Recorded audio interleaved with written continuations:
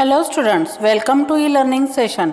Today we'll start learning the structure of the skin. So how skin protect us, how it is formed, how many layers are there, what are the functions, everything about skin we'll understand. Let's start. See, look at your hands. So, what do you see? You will see the skin on your hand. What do you see? You will see it has hair. There are nails on the skin at the tip of the fingers. See? Now rub your hands on your book. What do you feel? You will feel the page of the book is smooth. It means this skin is a sensory organ. This skin, it gives the sense of touch. It is very important sensory organ.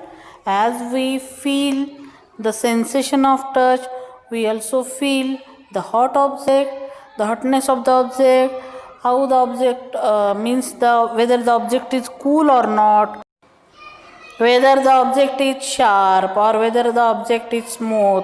Everything about object we get because of sense of touch. Now this is a structure of skin. The outermost part of the skin is called as epidermis. We can see the epidermis. It is outermost part. So from that epidermis hair come out. Our skin has many layers. That's why we see second layer dermis below the epidermis, and below that we see hypodermis. That is another name of hypodermis is subcutis. So this skin is many layers. Why it is many layers? It protects us from mechanical injury. Our internal organs get protected because of skin. Again one time, what is skin? The outermost covering of the body is called as skin. Now our skin is made up of two main layers that we saw just now. Outermost layer is called as epidermis and the layer below it is called as dermis. Below the dermis there is a network of blood vessels. We can see one type of the blood vessels, that is veins. Below the skin we can see it clearly. And apart from blood vessels there are nerve fibers. That's why we feel the sensation with the help of skin. Which sensation? Sensation of touch. The subcutaneous layer under this network, it maintains normal body temperature. So as I told you, it has many layers. So which layer? The epidermis has various layers. Students, what happens when we walk or play in the hot sun? So when we walk or play in the hot sun, we get tired. At the same time our skin becomes wet. Why? This is because of sweat. In the skin there are glands which secrete sweat. They are called as sweat gland. We can see here above the hypodermis we can see nerves and also we can see sweat glands. These sweat glands, they secrete sweat. Again we can see the hair follicle there. So from that hair follicle it arises, it grows towards epidermis. Apart from sweat gland there are also sebaceous glands. It means the structure of skin is complicated.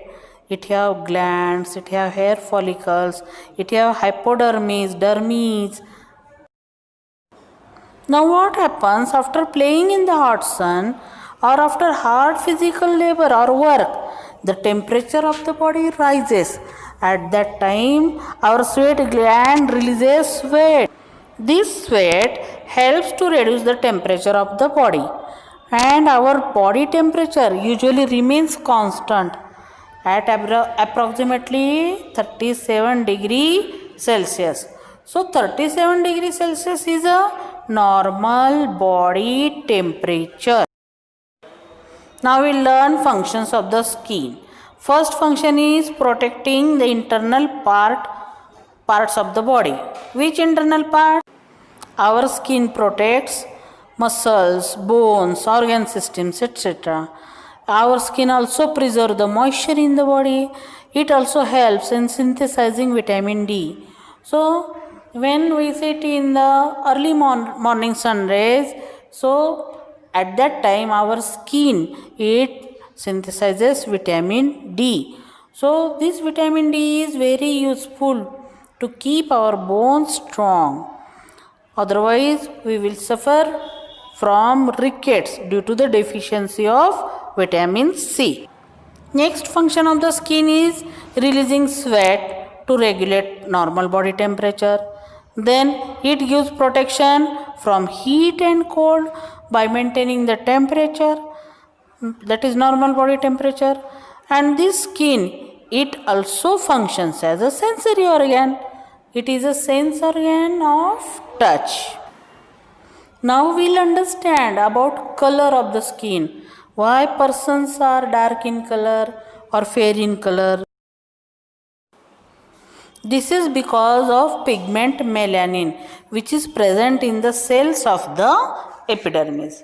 Now this melanin, it is synthesized by certain glands in the skin.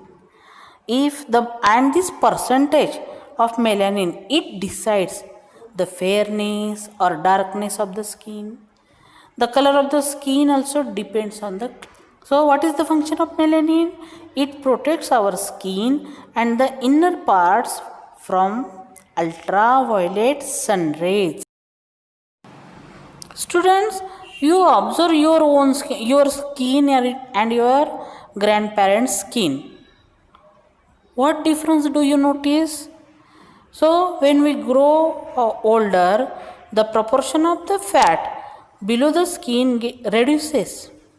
However, the previously taut skin does not shrink. So this causes wrinkles on the skin of the old people.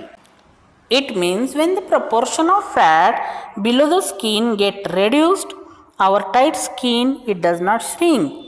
It becomes loose.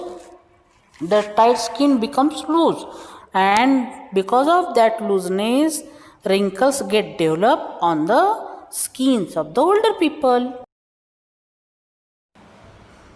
So melanin, which determines the color of hair too. So the jet black hair is due to pure melanin, while brown lighter hair is due to sulfur in the melanin, and reddish hair is due to iron in the melanin. And see, you have to keep in mind, for the health of our skin, it is important to keep the skin clean. So, and also don't discriminate people on the basis of skin color. It is unscientific and wrong. Avoid the temptation of using artificial means to become fair. So if you see advertise on television or other media that this cream is very useful, it makes you fair, so this advertise is totally wrong. They cannot reduce the number of pigment melanin. Don't believe on such advertisement. Understood, students? So the number of pigments cannot get reduced. What we learn from this lesson? All the bones in the body along with the cartilage, they together makes our skeleton system. The functions of skeleton system is to give support, to give shape or to maintain shape of the body. And the outermost covering of the body is called as skin. The skeleton system and skin, it perform the important function of protecting our body and internal body parts. We must take care of our skeletal system and skin. The skull, rib cage, backbones and bones of the arms and legs, they are the main parts of our skeletal system. While epidermis and dermis are the two main layers of the human skin.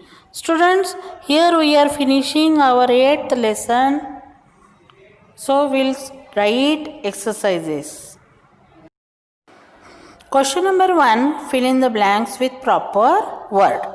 The first fill in the blanks is The place where two or more bones are connected is called a joint. Here are the answers.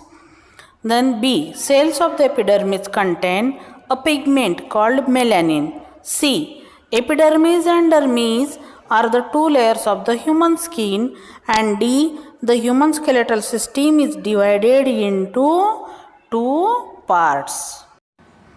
Now question number 2, match the pairs. So make two columns A and B. In A column write down question, in B column options. Now and afterwards write answers by making again two columns A and B.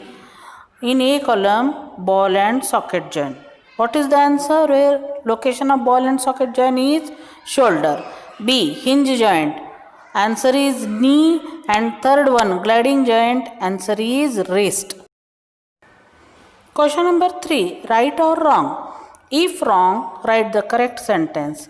First one, bones are soft. What is our answer? Wrong. Why? Because bones are hard and non-flexible. You write explanation also. B. The human skeleton protects the internal organs. What is our answer? It is right. For right answers, no need to write options.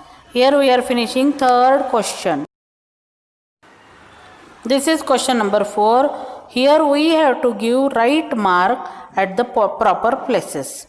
First question is that the system which gives definite shape to our body. So we'll give right mark to third option, that is skeletal system. B. The dash joint is seen in fingers and toes. We'll give right mark to the hinge joint. Here we are finishing today's exercises. We'll meet in next session with remaining question. Till then students, bye.